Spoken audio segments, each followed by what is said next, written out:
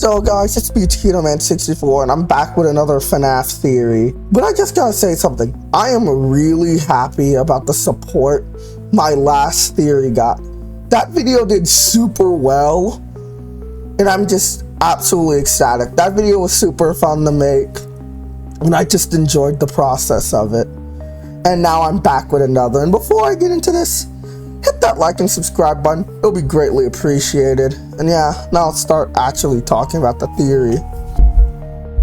So, I think I actually found out the true identity of the phone guy. And I'm gonna go over how I found it out. So if you don't know who the phone guy is, he's basically He's basically the tutorial guide character in every night in Five Nights at Freddy's 1 and 2. And I think I found out who he actually is. So in my endeavor to find out the true identity of the phone guy, I looked at his Five Nights at Freddy's 2 phone calls. And the reason why those phone calls, it's because Five Nights at Freddy's 2 is a prequel. And if phone guy's identity was gonna be revealed, it was gonna be in FNAF 2. And so I looked. I listened to all the phone calls. And they start to hold new meanings. Especially the Night 6 phone call, which everyone usually uses as evidence to why Jeremy Fitzgerald is the Bite of 87 victim, which I think is impossible because of one reason. All of the messages in FNAF 2 are pre-recorded because in the first night, he says, Hello and welcome to your new summer job at the new and improved Freddy Fazbear's Pizza. And we all know there's no place on Earth where November is a summer month. And the reason why I'm saying November, because the check in FNAF 2 says the 11th month, 12th, 1987, which means these are pre-recorded messages meant for a night guard months ago.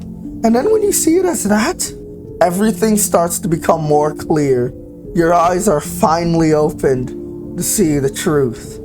The reason why it says on the newspaper, the grand reopening, because the place was closed down once before. Because the phone guy says it himself in the Night 6 phone call. The place is closed down, at least for a while. Then he says, we have one more event scheduled for tomorrow, a birthday. And what is all the stuff in the building in FNAF 2? Birthday banners. Happy birthday banner decorations. I'm sorry to say, whoever that night guard was not the Bite of 87 victim. As much as people want to cling on that hope, it was a pre-recorded message and it couldn't be Jeremy Fitzgerald. That night guard was just not that guy. I wanted to put this little mini theory in between the start of the video because it fits really nicely here. And it's the reason why there's no introductory paper in FNAF 2. I just thought of this. This is speculation. I think after the Bite of 87, Fazbear Entertainment got sued, and so they came up with the introductory paper they see in FNAF 1 that says, let's see. First, there's an introductory greeting from the company that I'm supposed to read.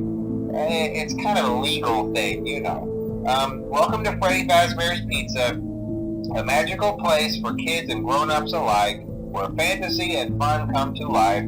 Fazbear Entertainment is not responsible for damage to property or person. Upon discovering that damage or death has occurred, a missing person report will be filed within 90 days or as soon as property and premises have been thoroughly cleaned and bleached and the carpets have been replaced. And yeah, that's all I wanted to say. Hopefully you enjoyed that little mini theory. And the reason why I say that is because the check you get at the end of Night 6 also has a newspaper. And the newspaper says, robots scrapped Freddy Fazbear's closing. After only being open for a short few weeks, Freddy Fazbear's Pizza is closing its doors. The new animatronics will be scrapped due to possible malfunction. However, the original characters are being kept in hopes of a possible reorganization of the company. It's a minor setback. We are confirming that we'll reopen someday, even if it's with a much smaller business. CEO of Fazbear Entertainment. And yeah, that pretty much proves that the day of night 6 was the bite of 87, but it wasn't Jeremy Fitzgerald, is because if he was really the bite victim, how would he have his check and be able to grab the newspaper? He would be in the hospital.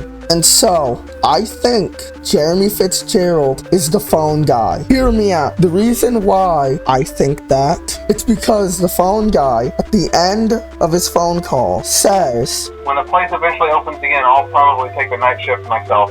if I didn't have the knowledge that they were pre-recorded messages, I probably wouldn't have thought that. But now that I think about it, that makes a lot of sense that he would be the phone guy. Because the place did reopen and he did take the job. You could see that as something that leads into FNAF 1, but I don't see it that way. I see it as Jeremy Fitzgerald is the phone guy. I don't know, but that's some pretty good evidence for why the phone guy could be Jeremy Fitzgerald. Let me know what you think about this there in the comments below. This was your host, Taquito Man 64. I'll see you all next time. Goodbye.